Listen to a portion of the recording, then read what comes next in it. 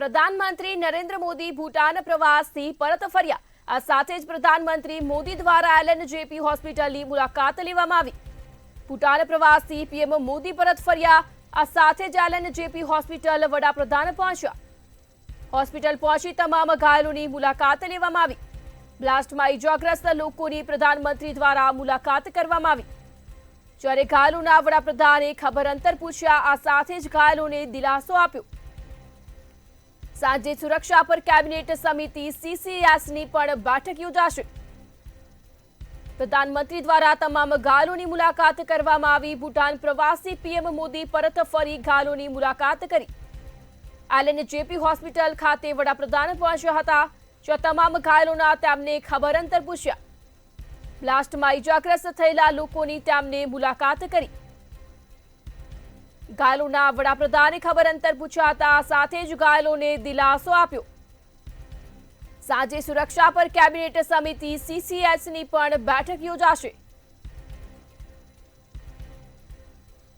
ભૂટાન પ્રવાસથી વડાપ્રધાન મોદી પરત ફરી તમામ ઘાયલોને મળ્યા। તો વધુ વિગતો સાથે સહયોગી રોનક ફોન લાઈન પર જોડાઈ ગયા છે। જી રોનક, વડાપ્રધાન મોદી ભૂટાનથી પરત ફર્યા છે। આ સાથે જ એલએનજેપી હોસ્પિટલમાં તમામ ઘાયલોની મુલાકાતે પહોંચ્યા અને તેમના ખબર અંતર પૂછ્યા। શું કહેશો? જી બિલકુલ ક્રીના, જે પ્રકારે વાત કરવામાં આવે કે વડાપ્રધાન અત્યારે પોતાના પ્રવાસે હતા, ત્યારથી દિલ્હી પરત ફર્યા બાદ તેઓ એક્શન મોડમાં જોવા મળ્યા છે।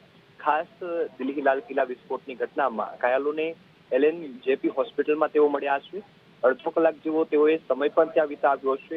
સાથે જ તમામ જે માહિતી મેળવી, ઘટના કઈ રીતે બની છે, સમગ્ર જે વિગતો છે એ દર્દીઓ પાસેથી મેળવી છે। તમામ વહેલી તકે દર્દીઓ છે તે સાજા થાય, સ્વસ્થ થાય તેની પણ જે પ્રાર્થના કરી છે।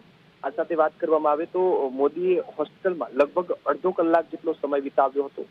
જે બાદ હવે મહત્વની વાત એ પણ છે કે સાંજે સુરક્ષા પર કેબિનેટ સમિતિની સીસીએસની બેઠક ખાસ યોજાવાની છે, જેમાં કેન્દ્રીય ગૃહમંત્રી અમિત શાહ ઘટનાની વિગતો રજૂ કરશે। આ પછી વિસ્ફોટો સંબંધિત જે વધુ માહિતીઓ છે તે પણ મીડિયાના માધ્યમથી બહાર આવવાની છે। સાથે કારણ અને તમામ જે આ મુદ્દાઓ પર ખાસ ચર્ચા થવાની છે, કારણ કે વિસ્ફોટની જ્યારથી ઘટના બની, આતંકવાદીઓ પકડાવા, તમામ ઘટનાઓ કંઈક મોટું કાવતરું હોય તેવું અત્યારે દર્શાવતા હતા। એ બાદ વડાપ્રધાનની આ સૌથી જે મહત્વની મુલાકાત ગણવામાં આવી છે અને સાંજે આ ખૂબ મોટી જે કેબિનેટ કક્ષાની સમિતિની બેઠક છે સીસીએસની, એ બેઠક યોજાવાની છે। કારણ કે હાલ દેશમાં સુરક્ષાની સ્થિતિએ જોવા જઈએ તો અલગ અલગ રાજ્યોમાંથી, ફરીદાબાદ હોય, ગુજરાત હોય, આ તમામ જગ્યાએ દિલ્હીમાં વિસ્ફોટની ઘટના બની, તમામ જગ્યાએથી આતંકવાદીઓ પકડાવાય, કંઈક ને કંઈ મોટું કાવતરું હોય તેની માહિતી આપી રહ્યા છે। જેને લઈ હવે ખાસ ચર્ચાઓ એ થવાની છે કે આગામી પગલાં શું હોય છે, ત્યાં સમગ્ર ઘટનાને અંજામ કઈ રીતે આપવામાં આવ્યો।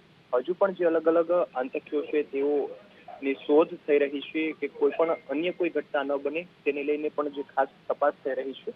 ત્યારે આ દિલ્હી બ્લાસ્ટમાં સૌથી મહત્વની વાત એ છે કે જે ઘટના બની છે તેની તપાસ એનઆઈને સોંપવામાં આવી છે। તેઓ સમગ્ર ઘટનાની તપાસ કરવાના છે, કારણો જાણવાના છે।